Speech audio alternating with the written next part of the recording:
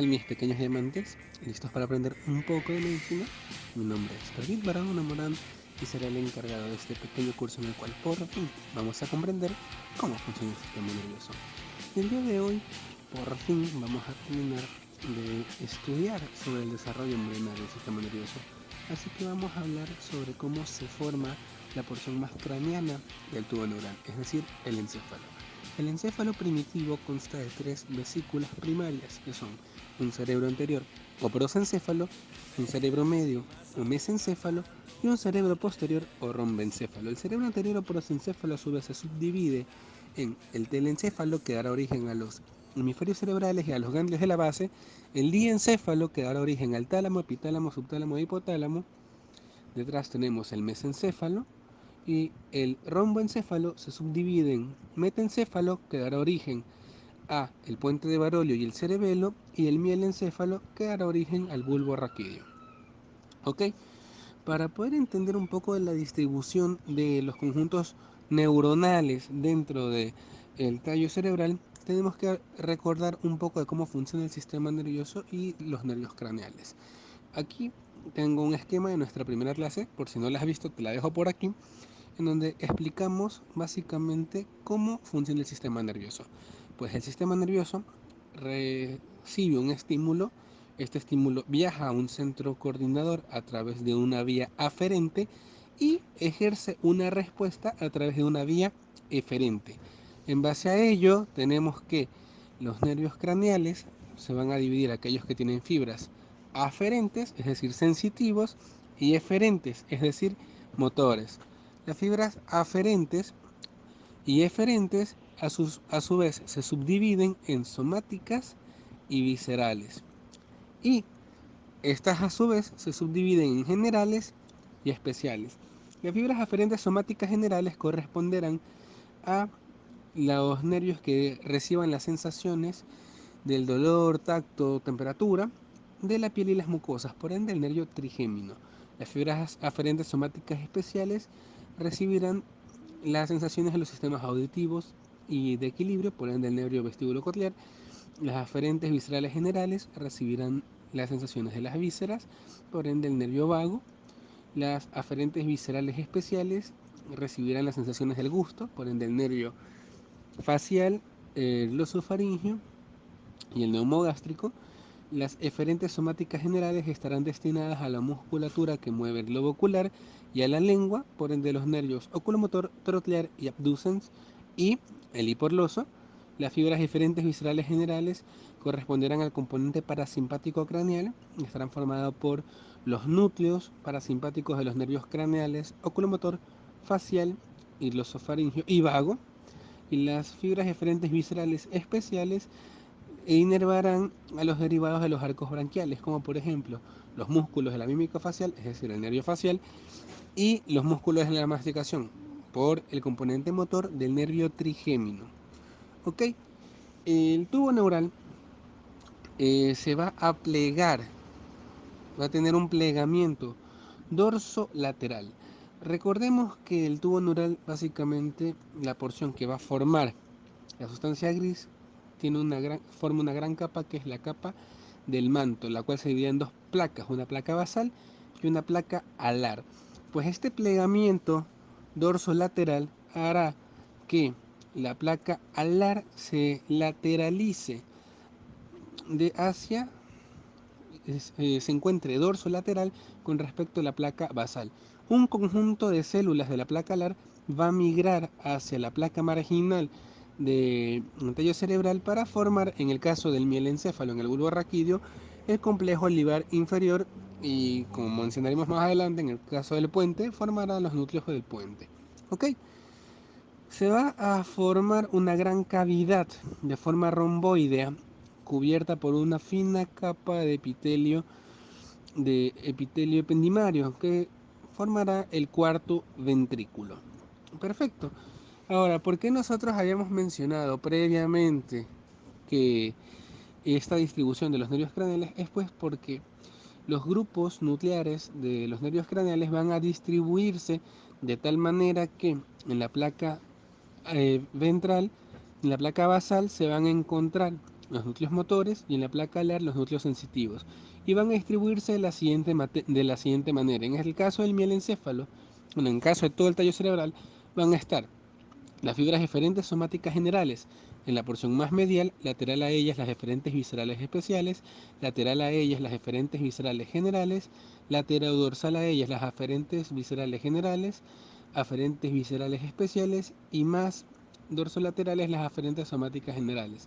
En el caso del bulbo raquídeo, pues vamos a encontrar medialmente a la columna que va a formar el núcleo del nervio hipoglóso. Lateral a ellas van a estar la columna que formará el núcleo ambiguo y por fuera el núcleo dorsal del vago. Más lateral encontraríamos pues el núcleo del tracto solitario, los núcleos cocleares y vestibulares y el núcleo espinal del trigémino. Todos estos núcleos no los vamos a encontrar en un mismo nivel. Vamos a encontrarlos en diversos niveles a lo largo del bulbo raquídeo, pero eso lo veremos en su clase respectiva de tallo cerebral. Solo aquí lo estamos mencionando para que tengamos ya una idea previa de cuál va a ser la distribución de los grupos nucleares en el bulbo raquídeo, en el puente de Barollo y en el mesencéfalo. Ok, en el metencéfalo, como ya hemos mencionado, un conjunto de células de la placa alar migrará hacia la placa marginal y se posará ventralmente a la placa basal formando los núcleos pontinos. A esta región del puente va a denominarse la base del puente y por detrás tendremos el tegmento. La porción más dorsolateral de la placa alar y la placa marginal de la capa del manto y la capa marginal, perdón, del metencéfalo va a plegarse sobre sí misma formando dos grandes labios, los labios rómbicos, los cuales a la octava semana de desarrollo van a confluir en la línea media para formar una gran placa, que es la placa cerebelosa, de la cual se va a formar el cerebelo. Esta placa cerebelosa ya a la 12ª semana tiene un componente intermedio que formará el vermis y dos componentes laterales que formarán los hemisferios cerebelosos. Sin embargo, una pequeña porción del cerebelo, que es la más filogenéticamente antigua, medialmente formará el nódulo y lateralmente el flóculo, lo que corresponde al lóbulo flóculo nodular, que estarán separados por un surco horizontal, que es el surco de Yggdrasil. Tenemos el vermis, los hemisferios cerebelosos, el surco horizontal y el lóbulo flóculo nodular. Bueno, pues aquí el crecimiento de la capa del manto de la placa cerebelosa va a terminar formando los hemisferios cerebelosos y la corteza cerebelosa se va a distribuir de la siguiente manera. Las células de la capa del manto migrarán periféricamente hacia la parte más externa, más superficial de la capa marginal, formando un conjunto de células proliferativas que se denominarán la capa granular externa. Al conjunto de células que se quedarán en la placa marginal entre la capa granular externa y la capa del manto van a diferenciarse en células piramidales gigantes que terminarán formando a la capa de células de Purkinje. Estas células de la capa granular externa terminarán formando las células en cesto y las células granulares de la corteza cerebelosa y posteriormente migrarán de su parte más superficial hacia de nuevo la placa marginal, formando otra capa que es la capa granular interna, lo cual en la corteza cerebelosa adulta generarán las tres capas de la corteza, la superficial, la profunda y la capa molecular. Luego tenemos la capa de células de Purkinje y por último la capa granular interna. Muy bien, eso con respecto al cerebelo. Ahora hablemos un poco de cómo se forma el mesencéfalo. Pues igual, también va a sufrir dos plegamientos, al igual como vimos en el puente y en el bulbo, va a sufrir un plegamiento. Vamos a ver que la capa marginal va a plegarse hacia adelante en forma de dos grandes protuberancias que terminarán formando los pedúnculos cerebrales. Hacia atrás, la capa del manto, para ser más específicas, la placa alar, va a tener un plegamiento dorsal que formará una lámina con 4 tuberosidades que será la lámina cuadrigémina, la cual va a estar separada por un pequeño surco intermedio, el cual terminarán formando los 4 colículos. Los colículos anteriores y posteriores, o tubérculos cuadrigéminos superiores e inferiores. Vemos que ya no se encuentra aquí la gran cavidad del cuarto ventrículo, pues solo tenemos un pequeño tubo que va a comunicar el cuarto ventrículo con el tercer ventrículo, que corresponde al acueducto de Silvio, y la región del mesencéfalo que se encuentra por detrás del acueducto de Silvio, en donde están los engrosamientos de la placa alar del mesencéfalo, recibirá el nombre de techo o tectum mesencefálico. La región ventral al tectum y dorsal a los pies del mesencéfalo recibirá el nombre de tegmento o calote, en donde se encontrarán los núcleos de los nervios oculomotor, abducens, el núcleo rojo, entre otros, y la parte más ventral, que estará justo ventral al este conjunto de células que secretan dopamina, que es la sustancia negra, formará el pedúnculo mesencefálico. Y aquí ya tenemos las 3 partes del mesencéfalo adulto. Muy bien, ahora hablemos un poco de el diencéfalo. El diencéfalo es una vesícula encefálica la cual va a formar al tálamo y las estructuras que lo contornean.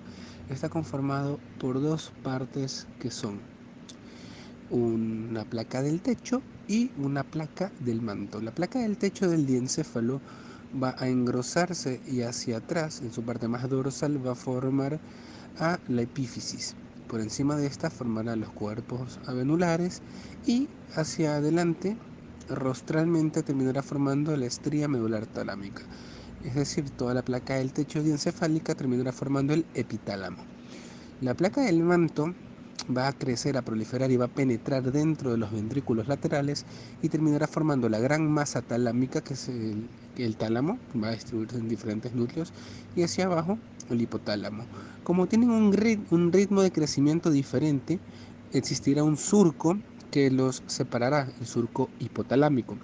El crecimiento de la masa talámica es tal que en ciertas personas, hasta el 70% de la población, presenta conexiones entre ambos tálamos, lo cual formará la comisura intertalámica. Muy bien, ahora hablemos un poco de cómo se forma la hipófisis o glándula pituitaria.